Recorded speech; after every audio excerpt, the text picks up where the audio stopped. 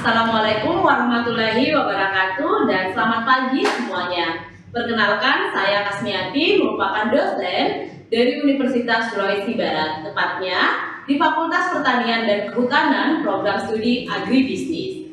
Fondasi Agribisnis dibangun melalui dua bidang ilmu utama, yaitu pertanian dan ekonomi. Dan sebagai bidang ilmu yang multidisiplin juga melihat sisi sosial, dampak kebijakan pembangunan, termasuk persoalan gender dalam kaitannya dengan pertanian dan kehidupan petani. Karena itu, keahlian utama saya di bidang sosial, ekonomi pertanian, termasuk pembangunan wilayah dan gender dalam hubungannya dengan pertanian. Sehari-hari saya biasa mengajar mata kuliah seperti pengantar ekonomi, ekonomi makro, ekonomi mikro, ekonomi wilayah pedesaan, dan pemberdayaan masyarakat tani. Pada kesempatan kali ini, saya ingin menjelaskan salah satu teknik pembelajaran yang biasa saya gunakan, yaitu metode Delivery, Interaction, and Assessment. Metode ini meletakkan mahasiswa sebagai subjek yang punya kapasitas berpikir, punya pengetahuan dan pendapat, sehingga bisa didiskusikan bersama antara sesama peserta belajar, dalam hal ini mahasiswa dan mahasiswa, maupun dengan saya sebagai dosen atau fasilitator belajar di dalam kelas. Secara sederhana, teknik ini mendorong mahasiswa untuk berargumen, mengajukan pendapat maupun pertanyaan yang membangun interaksi bersama seluruh peserta belajar mengajar. Lalu di akhir nanti akan ada sistem penilaian atau asesmen untuk mengukur sejauh mana capaian pembelajaran telah tercapai. Nah, sebelum lanjut, terlebih dahulu saya akan menjelaskan deskripsi singkat mata kuliah ekonomi mikro yang biasa saya ampu. Mata kuliah ini mempunyai bobot 3 SKS, merupakan mata kuliah wajib di program studi agribisnis Unsulbar. Adapun tujuan capaian pembelajaran mata kuliah ekonomi mikro yaitu agar mahasiswa memiliki kemampuan memahami ilmu ekonomi mikro. Kemudian, agar mahasiswa mampu berpikir secara logis, kritis, sistematis, dan inovatif menggunakan teori-teori atau perspektif ekonomi mikro. Mahasiswa mampu mengkaji persoalan-persoalan dalam ruang lingkup ilmu ekonomi mikro, serta mahasiswa diharapkan bisa merumuskan kebijakan berkaitan dengan ekonomi mikro. Adapun capaian pembelajaran mata kuliah atau CPMK yang diharapkan dari mata kuliah ini terkait dengan pertama, pengantar ilmu ekonomi mikro, mekanisme pasar, demand and supply, dan konsep elastisitas. Lalu ada teori eksperimen pasar dan perilaku konsumen, kemudian ada bentuk-bentuk persaingan pasar, teori perusahaan dan organisasi industri, ada pemanfaatan sumber daya, penentuan upah, sewa bunga, dan keuntungan, termasuk melihat peranan pemerintah dan kegagalan pasar. Selanjutnya, setiap CPMK ini akan diturunkan menjadi sub CPMK.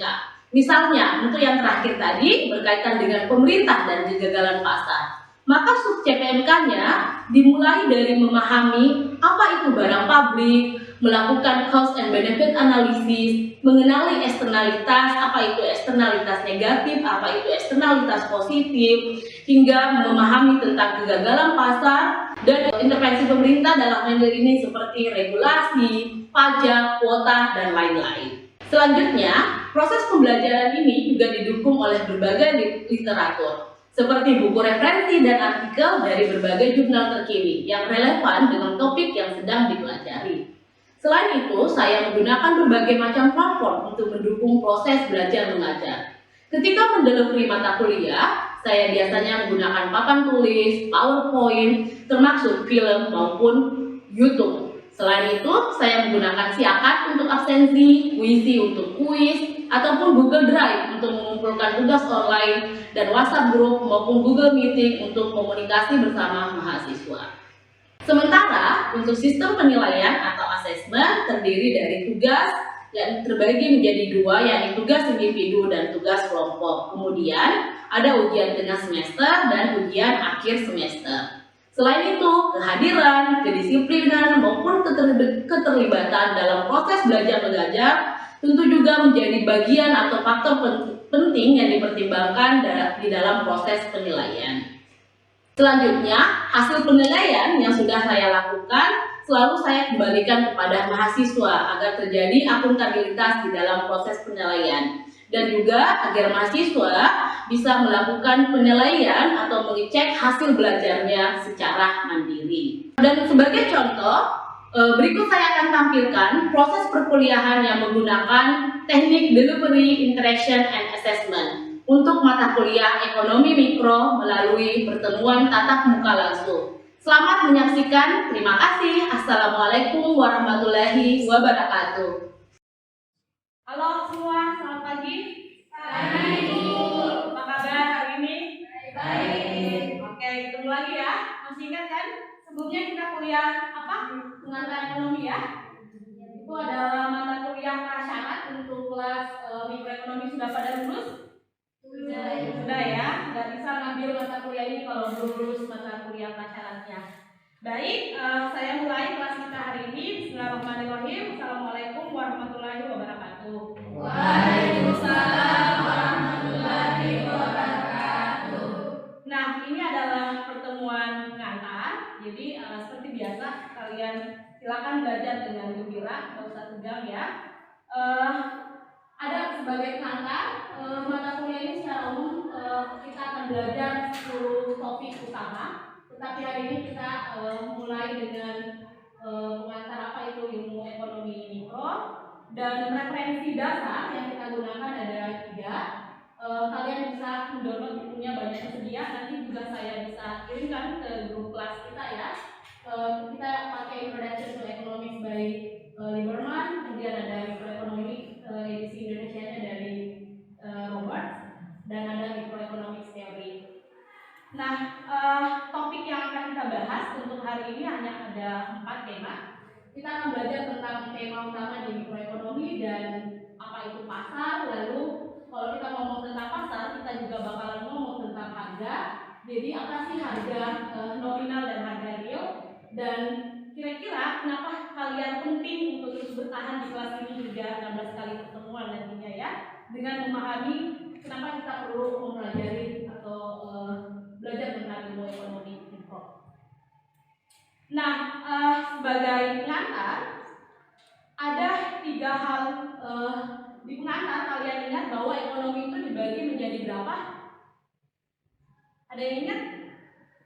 Ya, siapa namanya? Nurhauti Nisa. Ya, Nisa, ada berapa Nisa ekonomi biasanya dibagi? 2. Ya, apa aja? Makro dan ekonomi. Oke, betul ya. Yang lain gimana? Jadi kalau di pengantar kita udah dikasih tahu bahwa ekonomi itu secara umum dibagi menjadi 2 konsep, 2 pembagian utama, yakni ada makro dan mikro. Nah, kalau di makro kita mempelajari tentang apa? Kita mempelajari ekonomi dalam konteks agregat atau menyeluruh gitu ya. Seperti apa konteks yang kita pelajari? Misalnya ekonomi growth, pertumbuhan ekonomi, inflasi, atau unemployment atau pengangguran gitu ya. Nah, sementara kalau di mikro kita membicarakan tentang hal yang seperti apa? Kalau tadi makro yang besar, yang menyeluruh, agregat. Kalau mikro kita mempelajari hal-hal yang seperti apa? Silakan. Ya. Kalau mikro itu berbicara tentang permintaan dan penawaran. Oke, terima kasih. Ada yang punya pendapat lain? Menurut Anda? Itu benar ya, kita bisa mempelajari tentang permintaan dan penawaran di konteks mikro, tapi itu adalah sifatnya di individu atau rumah tangga. Tapi kalau kita ngomong tentang permintaan dan penawaran di konteks makro, berarti di konteks yang menyeluruh, bisa wilayah, negara, bangsa gitu ya. Nah, kita lihat bahwa di ekonomi, di mikro, kita akan mempelajari bagaimana individu itu perilakunya, terutama di dalam konteks bagaimana mereka individu atau rumah tangga sebagai konsumen sekaligus sebagai produsen. Jadi apa yang dipelajari? Kita pengen melihat gimana sih konsumen itu menentukan pilihan ketika dia pengen membeli sesuatu, atau bagaimana si produsen menentukan unit produksinya, berapa besar dia harus produksi sebagai produsen gitu. Jadi levelnya lebih kecil. Clear ya sobat? Nah, setelah itu kita akan mempelajari tentang pasar. di mana si konsumen dan si produsen ini berinteraksi, dia berinteraksi di dalam pasar. Ada yang tahu apa itu pasar? Ya, silakan. Tempat bertemunya antara penjual dan pembeli. Oke, tempat bertemunya antara penjual dan pembeli. Ada pendapat lain? Ya. Untuk pasar itu sendiri, dari yang saya Bu mengenai pasar, itu terjadi tempat terjadinya pertukaran jual beli. Oke, thank you. Secara prinsip apa yang Anda sampaikan itu adalah benar, bahwa pasar adalah ruang di mana terjadi interaksi antara penjual atau pembeli atau antara produsen atau konsumen. Tetapi kita akan membahas bagian itu spesifik di bagian belakang nanti. Namun sebelum masuk ke situ, saya pengen menunjukkan bahwa mikro dan makroekonomi yang tadi kita pahami terbagi dua itu sesungguhnya saling berkelindan atau terhubung gitu. Bahwa mikroekonomi merupakan fondasi daripada analisis makroekonomi, karena kan dia kecil-kecil gitu ya. Jadi dari kecil kita gunakan untuk melihat sesuatu yang lebih luas dan lebih besar. Dari level rumah tangga kita bisa lihat ke level regional hingga ke level negara. Nah, sebelum itu basicnya mikroekonomi itu ada yang tahu gambar ini siapa? Ya, siapa namanya? Oke, siapa dia? Dia adalah vokalis dari band Rolling Stone. Ya, kalau masih ada yang mendengarkan band rock, ini band rock dari Indonesia terkenal sekali dulu. Tapi mungkin generasi kalian, generasi ini ya, mendengarkan musik Korea kan ya. Ini adalah penyanyi legendaris. Kenapa saya gunakan dia? Karena dia adalah salah satu orang vokalis terkenal band rock, dan dia itu belajar di London School of Economics. Jadi London School of Economics salah satu sekolah ekonomi yang sangat populer dan maju di UK atau di Inggris sana ya. Nah, ada satu lagu yang sangat populer dari dia, judulnya You Can Always Get What You Want. Kurang lebih judul lagunya dia bilang bahwa kamu tuh nggak bisa selalu memiliki atau memperoleh apa yang kamu inginkan gitu. Jadi kita tuh manusia nggak bisa mendapatkan setiap hal yang kita inginkan. Kenapa? Tapi kalau di liriknya kayak gini. Tapi dia bilang bahwa mungkin saja kalau kamu mencoba ya nanti kamu bisa memenuhi kebutuhanmu. Lalu pertanyaannya, kok bisa kita manusia yang super power di antara makhluk lain konon, kok nggak bisa memiliki semua yang kita inginkan? Nah, jawabannya adalah karena kita memiliki sumber daya yang terbatas. Atau di dalam konteks lain, limited resource ini di dalam ekonomi kita sebut sebagai scarcity atau kelangkaan. Clear? Oke. Nah, karena kita menghadapi yang namanya kelangkaan, maka orang-orang harus selalu membuat yang namanya pilihan atau choices. Jadi, ilmu ekonomi mikro, terutama di level mikro, dia membantu kita mempelajari atau melihat bagaimana orang-orang di level rumah tangga membuat pilihan-pilihan gitu ya. Nah, jadi kita melihat bahwa ada alokasi yang sumber daya yang terbatas dan ada trade-off. Kita senantiasa menghadapi namanya trade-off. Ada yang tahu apa itu trade-off atau ada yang ditanyakan tentang trade-off? Izin bertanya Bu. Ya, silakan. Ibu membahas tentang trade-off. Pertanyaan saya, coba berikan bagaimana atau apa sih itu contoh dari trade-off itu? Nah, terima kasih pertanyaannya, menarik ya. Trade-off itu satu istilah yang sering kita gunakan di dalam terminologi ekonomi, itu yang berarti bahwa kita itu manusia nggak bisa memiliki segala sesuatunya secara bersamaan, atau ada hal-hal tertentu yang tidak bisa terjadi di dalam waktu bersamaan. Contoh paling sederhana misalnya, di dalam konteks ekonomi dalam jangka pendek tidak seringkali di dalam konteks kebijakan kita nggak bisa membuat secara bersamaan inflasi rendah dan tingkat pengangguran rendah. Di dalam jangka pendek seringkali kita dipaksa memilih apakah kamu pengen kebijakannya inflasi tinggi atau harga-harga naik tetapi pengangguran rendah, atau penganggurannya tinggi tetapi inflasinya yang rendah. Selalu terjadi situasi trade-off. Atau contoh paling sederhana di dalam konteks lain misalnya, kita selalu diperhadapkan pilihan antara pengen pertumbuhan ekonominya tinggi atau pengen kondisi lingkungannya lebih sustainable, lebih berkelanjutan. Karena ketika kita pengen pertumbuhan tinggi, seringkali kita mengeksplorasi atau mengeksploitasi sumber daya secara besar-besaran. Tapi kalau kita pengen hidupnya lebih lama, jangka panjang, ya udah sumber dayanya jangan dulu dikelola secara efisien sedikit-sedikit. Stop pakai dinilai gitu ya keberlanjutannya. Tapi kita nggak bisa tebus langsung 7%, 8% pertumbuhan ekonominya. Nah itulah yang disebut trade off, di mana satu keadaan tidak bisa berlangsung kedua keadaan tidak bisa berlangsung secara bersamaan di satu waktu atau periode tertentu. Paham? Clear? Apakah saya clear? Oke. Nah, hal lain di dalam mikroekonomi tapi kita akan dibantu mengoptimalisasi yang namanya trade off tadi. Dengan melalui apa? Misalnya melalui teori konsumsi, melalui teori tentang kerja ya, labor, kemudian teori-teori yang berkaitan dengan perusahaan.